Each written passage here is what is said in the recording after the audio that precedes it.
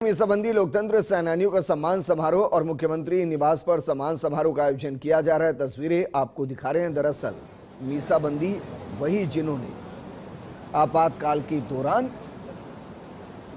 जिस तरीके से देश में संविधान को रौंदा गया उसके खिलाफ आवाज उठाई, उनको जेलों में डाल दिया गया, यातनाएं दी गई, यहां तक कि कई महीनों तक परिवार से मिलने तक नहीं दिया गया। और इस दौरान एक किस्सा सुनाते हुए राजनाथ सिंह कहते भी हैं कि आपातकाल के दौरान उनको सलाखों में डाल दिया गया था, उनकी माता का निधन हो गया था, लेकिन उसमें भी शामिल कांग्रेस ने उनको होने नहीं दिया था, उनको एक दिन के लिए भी सलाखों से बाहर नहीं दिखाया था और उनको हमेशा ये दुख रहेगा कि अंतिम वक्त में वो अपनी माँ का चेहरा नहीं देख पाए थे। और इससे आप अंदाजा लगाइए कि किस तरीके से विरोध की आवाजों को दबाने की कोशिश की गई थी, किस तरीके से लोकतंत्र के गले को घोटा गया था, किस तरीके से संविधान का माखौल उड़ाया गया था। और जिन्होंने उसके खिलाफ आवाज उठाई थी, जिनको सलाखों में डाला गया था, जिनको यातनाएं झेलनी पड़ी थी, वही कहलाते हैं मीसाबंदी। हालांकि मीसाबंदियों को लेकर भी दो विचारधाराएं अलग अलग हैं। बहरहाल मेरे सहयोगी ऐश्वर्य प्रधान जुड़ गए। ऐश्वर्य, कितने मीसाबंदी अभी राजस्थान के अंदर हैं जिनका सम्मान किया जा रहा है? और हम मानकर चल रहे बीजेपी की सरकार है तो एक बार फिर से उनकी पेंशन को भी मुख्यमंत्री जरूर शुरू करेंगे। देखिए विजेंद्र, ये जो तस्वीरें हैं ये मुख्यमंत्री आवास की तस्वीरें हैं और मुख्यमंत्री आवास पर इन सब के लिए एक सम्मान समारोह का आयोजन किया गया है और सम्मान समारोह के साथ साथ उनके साथ भोज भी मुख्यमंत्री करेंगे, क्योंकि भारतीय जनता पार्टी विचार परिवार है या भारतीय जनता पार्टी विचार है। वो जो दौर था इमरजेंसी का, आपातकाल का जो दौर था, उस दौर को याद किया जाता है और उस दौर को याद करते हुए भारतीय जनता पार्टी का या भाजपा की सरकारों का कहना है कि वो दौर संघर्ष का दौर था और उस दौर में लोकतंत्र खतरे में था और उस दौर में जिन्होंने संघर्ष किए वही लोकतंत्र सेनानी कहलाए, जिन्हें जेल में भेजा गया, जिन्होंने काफी संघर्ष किए। और उस दौर की चर्चा अक्सर की जाती है और उस दौर के बहुत सारे लीडर हैं जो अब इस दुनिया में नहीं भी रहे और कुछ एक हैं जो बुजुर्ग हैं। अभी अच्छी खासी संख्या है इनकी और अभी उनका सम्मान करने का उद्देश्य यही रहता है कि उनका जो दौर है उसे याद भी किया जाता है। भाजपा की सरकारों में इन्हें पेंशन भी मिली है और इनको अलग अलग सुविधाएं भी मिली है और कहा जाए तो स्वतंत्रता सेनानियों के समकक्ष तो नहीं माना जा सकता, लेकिन स्वतंत्रता सेनानियों की तर्ज एक ऐसी होती है जिसके आधार पर इनका सम्मान किया जाता है या इन्हें विभिन्न सुविधाएं दी जाती है। तो ये बेहद महत्वपूर्ण क्षण है जब इस तरीके से मुख्यमंत्री ने अपने निवास पर लोकतंत्र सेनानियों को बुलाया है। जी बिल्कुल ऐश्वर्य, और मुख्यमंत्री एक एक का सम्मान कर रहे हैं। मैं कह रहा हूं कि इस लिस्ट में कितने हैं जिनको मुख्यमंत्री आवास पर बुलाया गया है, जिनको सम्मानित किया जा रहा है? देखिए करीब 60 से 70 की संख्या है जो अभी लगभग पहुंची है और भी पहुंचेंगे और एक एक करके उनका स्वागत सम्मान किया जाएगा। और सबसे बड़ी बात यह है कि इस तस्वीर में मुख्यमंत्री जब भारतीय जनता पार्टी में महामंत्री थे तो उस दौर में भी इनके सम्मान समय समय पर हुआ करते थे। महामंत्री रहते हुए भी इन्होंने इस तरीके के आयोजन करवाए हैं और अब जब इन्हें मुख्यमंत्री का दायित्व मिला है, जिम्मेदारी मिली है, चुने गए हैं, तो उसके बाद मुख्यमंत्री ने उन्हें अपने पास बुलाया है और उनसे सलाह मशवरा भी करेंगे, उनसे बातचीत भी करेंगे कि क्या कुछ और बेहतर किया जा सकता है राजस्थान की बेहतरी के लिए।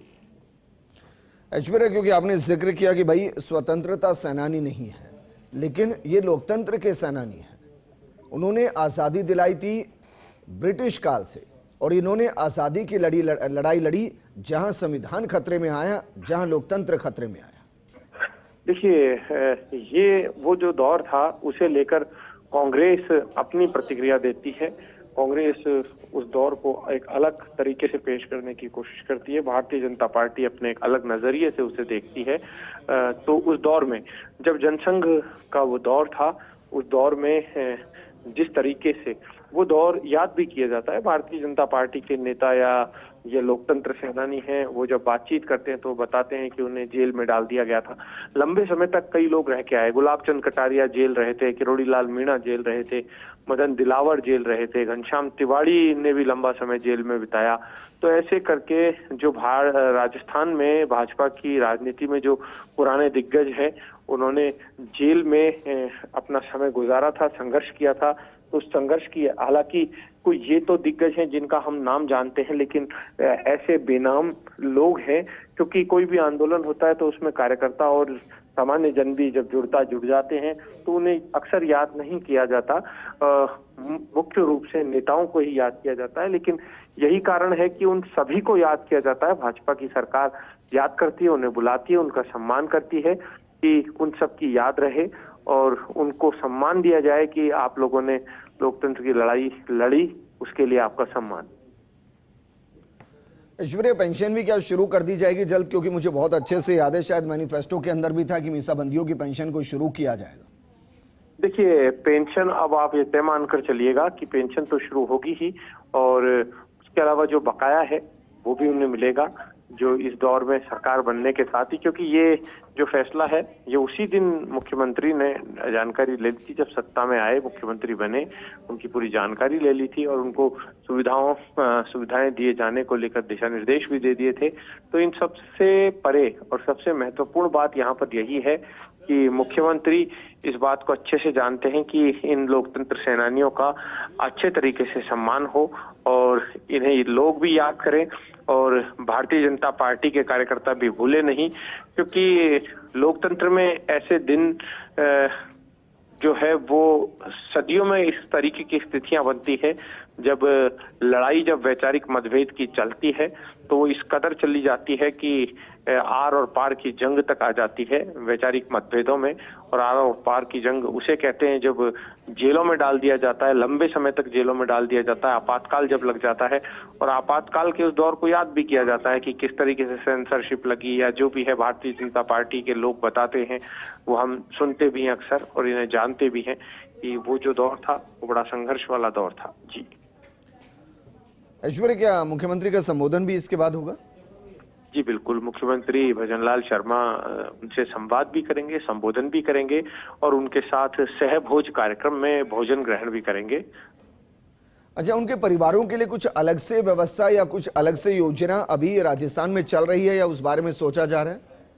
देखिए, पेंशन के अलावा जो सुविधाएं मिलती है, उनके परिवार में उनकी धर्मपत्नी को स्वाभाविक रूप से सहायता मिलती ही है। सबसे बड़ी सहायता होती है इस उम्र में चिकित्सा सहायता, इसे लेकर विशेष रूप से इनके लिए योजना है। और दूसरा, आर्थिक रूप से जब उन्हें पेंशन दी जाती है, क्योंकि भारतीय जनता पार्टी का भी तर्क है कि उस दौर में जब संघर्ष का वो काल था तो उस काल में जब संघर्ष किया तो कई लोग कुछ कर नहीं पाए, नौकरियां चली गई या नौकरी नहीं कर पाए, पढ़ाई छूट गई, व्यवधान आया और उन्होंने लंबा संघर्ष किया तो उनकी पेंशन बनती है, क्योंकि उन्होंने लड़ाई लड़ी संविधान को बचाने के लिए। और वैसे तो संविधान बचाए जाने को लेकर दोनों पार्टी अपने अपने अलग अलग लॉजिक देती है, अपनी अपनी बात कहती है, आरोप प्रत्यारोप लगाती है। लेकिन ये आपातकाल का दौर, उस दौर की बात करें सन 75।